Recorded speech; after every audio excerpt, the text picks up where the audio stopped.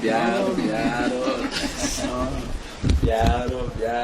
Ma c'è gente che può andare? Sì, quest'anno, come dice, forse su 300.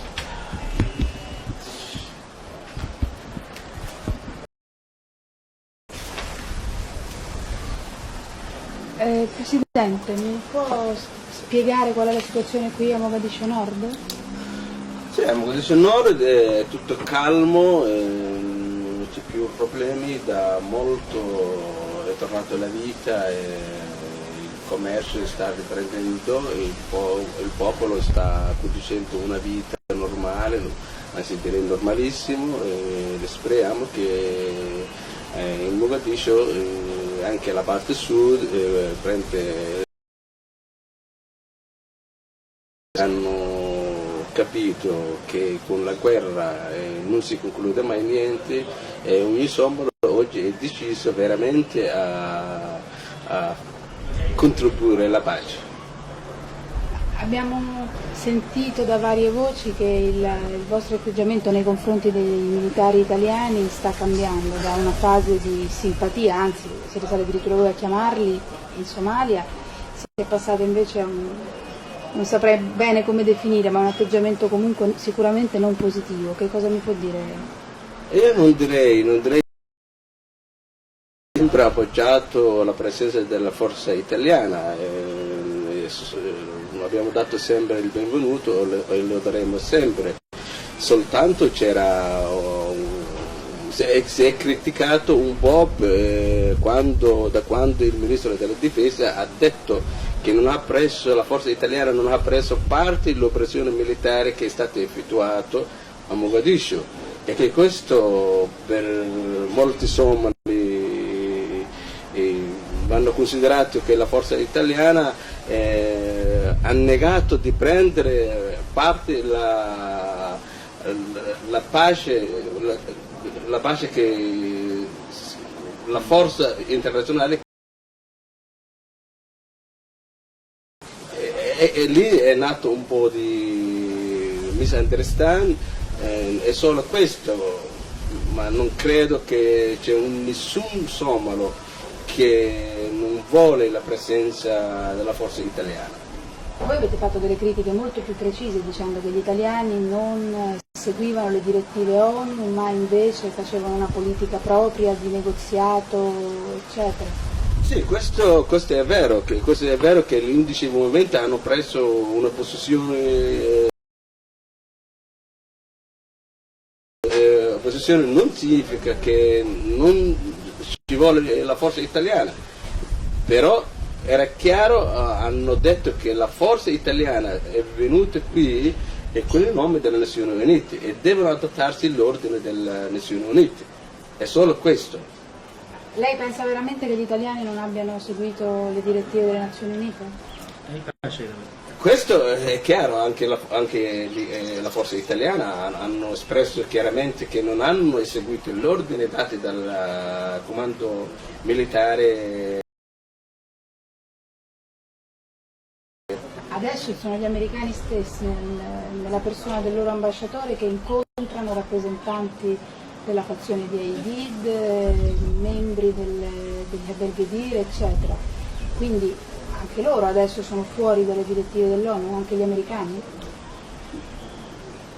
No, se l'ambasciatore americano prende contatto con le varie tribù somala, è chiaro, ha tutte le possibilità di incontrarli e nessuno lo nega. Se l'ambasciatore italiano a Mogadiscio prende contatto tribù somala può fare benissimo, solo noi diciamo la forza internazionale delle Nazioni Unite deve avere un comando unico e prendere un ordine da una sola parte, che qui sono presenti tanti stati che hanno preso parte in queste operazioni, se ogni stato prende un ordine per conto suo allora la Somalia addio, non si farà niente. E quello che parliamo è solo la UNISOM, però tutti gli altri ambasciatori possono avere contatto con chiunque.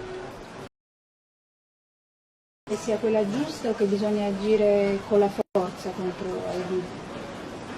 Io penso che con le trattative sono passati 3 anni.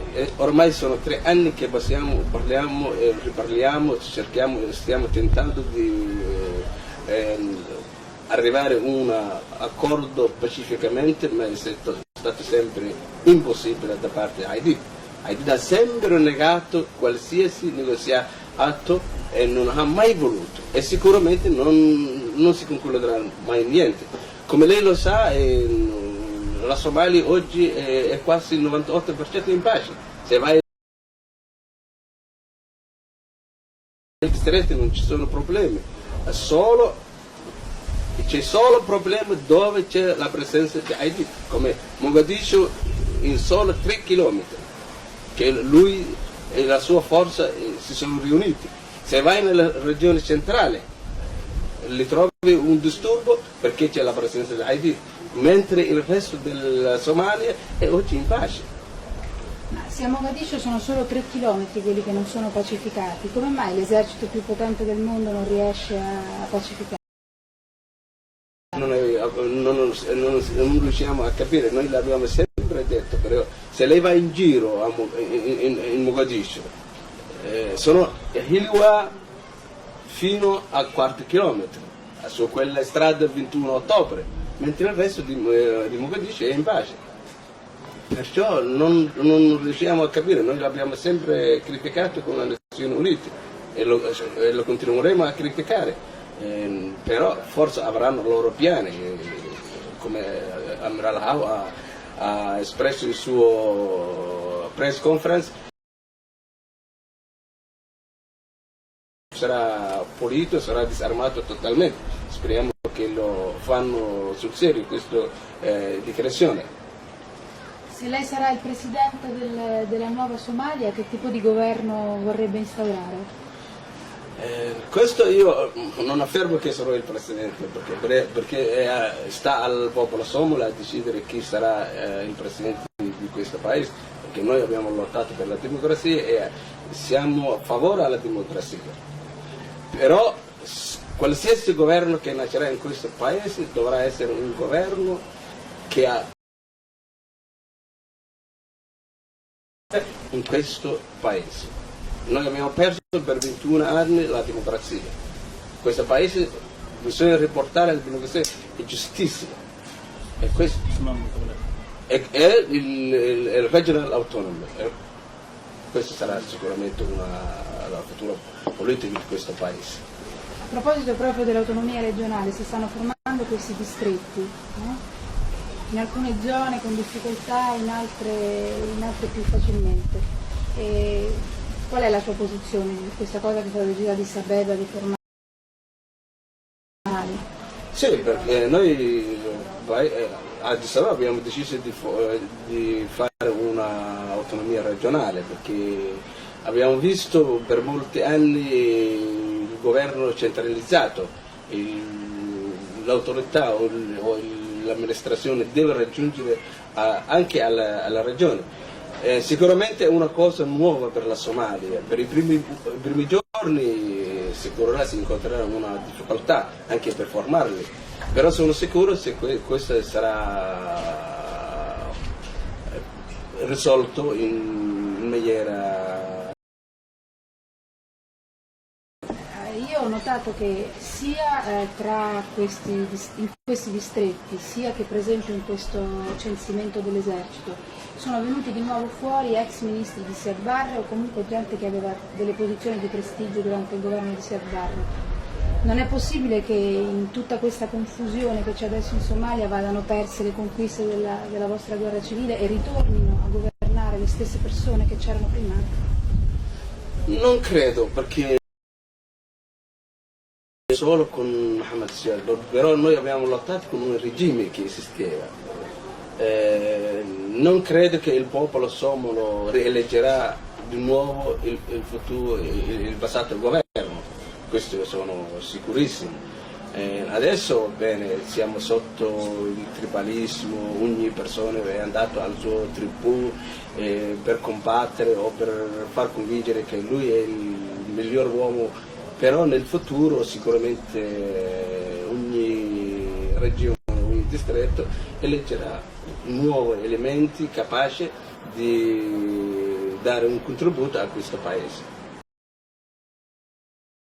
Visto che le persone che saranno elette erano ex ministro dell'agricoltura, ex ministro dello sport, tutti i ministri del governo passato. A Johar? A Johar? No. Sì. No, a Johar no. A Johar non è mai esistito un ministro dello sport. No, ministro dello sport somalo. Sì, non è mai esistito, mai da Johar, non è mai venuto da Johar un ministro dello sport. Ministro dell'attuale governo? Era il governo ad interim ed è un deputato di Johar. Io le posso anche dare il nome se vuole. Me lo vuoi dare, ma non... Il Presidente ha detto che tutte queste possibilità sono state esaurite. Lui stesso ha fatto un negoziato e concordato con l'agente di Tivore di essere nominato il Presidente delle due SCI. Il Presidente ha autorizzato un congresso del partito delle due SCI che abbiamo eletto. Sono stati proprio decisi da lui stesso, dell'attuale governo. Questa stanza qua, perché non mi hanno fatto passare. No! Sì. Poi adesso glielo visto lei che era già salita su. 4 ministri della UE, 13 sono della verdura. Sì, ma forse c'è la soluzione. Puoi preparare tutto.